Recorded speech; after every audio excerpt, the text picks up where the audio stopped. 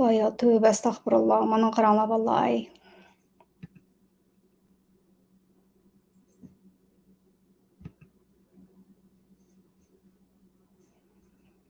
Bir başqa bir mazmunda nahaydan qilman deb tayyorlik qilib qo'yib, Facebookni shundoq ochib qarsam, bir narsa uchrab qolgandi.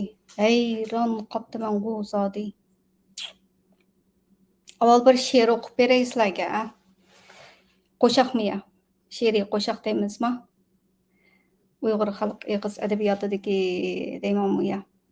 Yorimni kaptu desa, yugurab chiqay boshim bilan, yorim yurgan yo'llarga suv sepay yoshim bilan degan bir she'r bo'lgan. O qandaqda odam peshi bilan yugurab chiqadigan ish yo'q. Bu ko'zni yig'ilgan oqqan yoshlarni mudaq chilaklab bir suv sepadigan ish yo'q. Faqat undaq bir yoriga bo'lgan sevg'inishini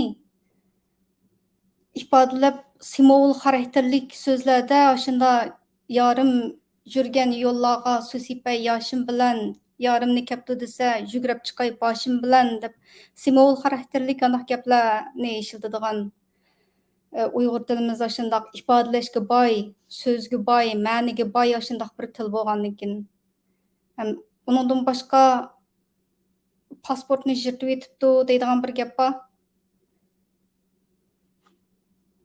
Masalan, hindistonliklar Kanadaga uchadigan aeroplanga chiqmaylam pasportini yirtib etadi ekan deb undaq degani pasportni madaq yirtish emas. Aeroplan chiqib bo'lgandan keyin o'ziniki ideyasida bir ishni qaror qilib bo'lgan. Ya'ni panohlik tilayman deganni qaror qilib bo'ldi degan gapninki simvol xarakterlik atalishni mundaq pasportni yirtidi deydigan gap.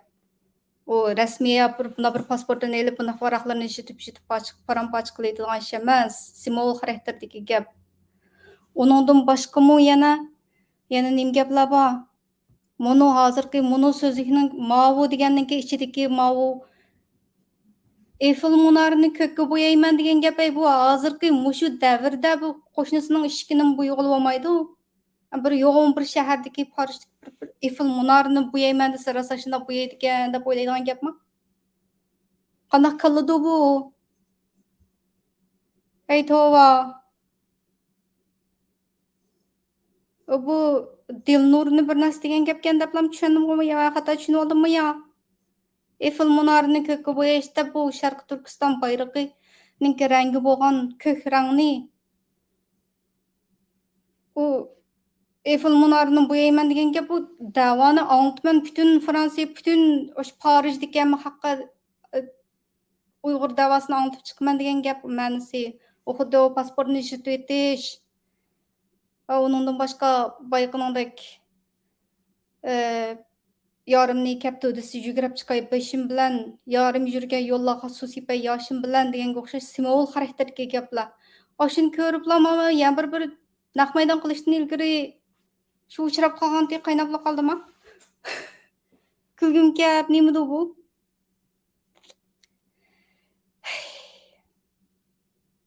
O Dilnur nim qilgan bo'g'idi. Oldingi mushu bir oyning ichida to'xtamay xonim qizlarni, Uyg'ur xonim qizlarni chet eldagi o'tishligiga o'tirdi u.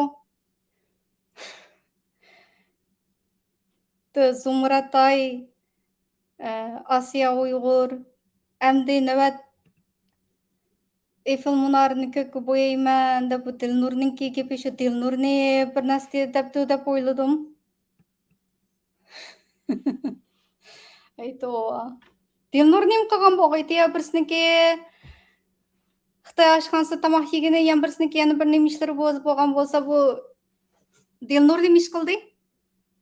Har Uyg'ur erlari qilolmayotgan ishlarni, qaltis ishlarni qilganini ham o'tirg'i chiqib bundaq bu Uyg'ur tilidagi o'xshatish deyman-ku. Simvol xarakterlik qandaq so'zliklarni tushunmay oyga chiqib tokkida Facebookka bir dumboqni tashlab qo'ysa, uning atrofiga keyin dumboqchilar rost bir narsani yezib tilga turib ketibdi. O Dilnur nim qilgan bo'g'idi deb hayron qoldim shuning bilan. Yo partiyani tishlab qo'yibdimi yo partiyaringlarni? Ayınçaqda bir videoni chiqarsamlam meni to'xtab qolsin deb rost mening ismimni tilga ilib dal mushunga o'xshash bir narsani yezib ketibdikan to'q. Bu Dilnurmi partiyani tishlab qo'ydimi yo?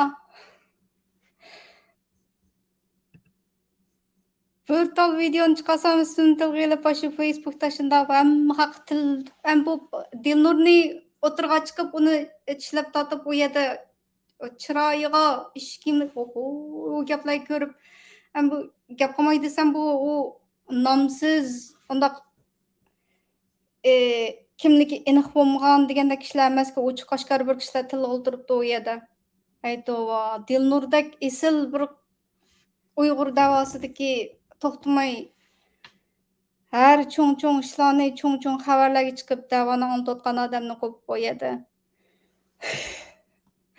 Oshina chiqib tildinglarmi? Navbat Dilnurga kelibdi to'xma. Xo'sh. Ayınçaqda Cumhuriyet Partiyasiga bir video chiqarib qo'ysam, meni bir narsaga oqoqdan 30 videoni chiqargan. Men tillab ketgan joydan hech qandaq biri neri-beri undaq ishlarini ko'may turib, shundaq bir fidokor Uyg'ur qizni ochib qo'yadi. Undaq xalqni tili olman deb o'tirg'a chiqib qo'ygan ekan aqsi ichim.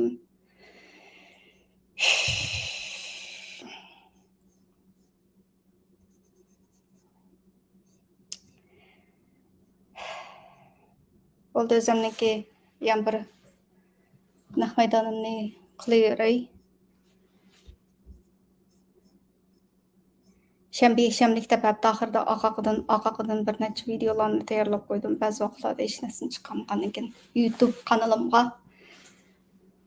kirib undaq ustiga qaraganni besib qo'yinglarchi. Ba'zi videolarimni ko'msanglarmi faqat temasida ma'lum bir ishlarni shundaq belgili bo'ladi.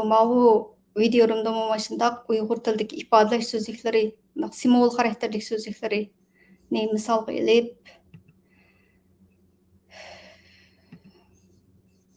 This is a test for Monday.com's new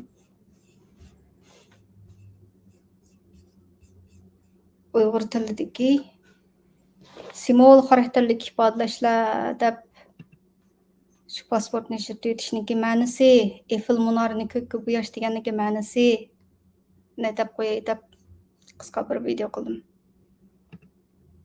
Sal turib yana bir videomda ko'rishaylik. Xayr xo'sh.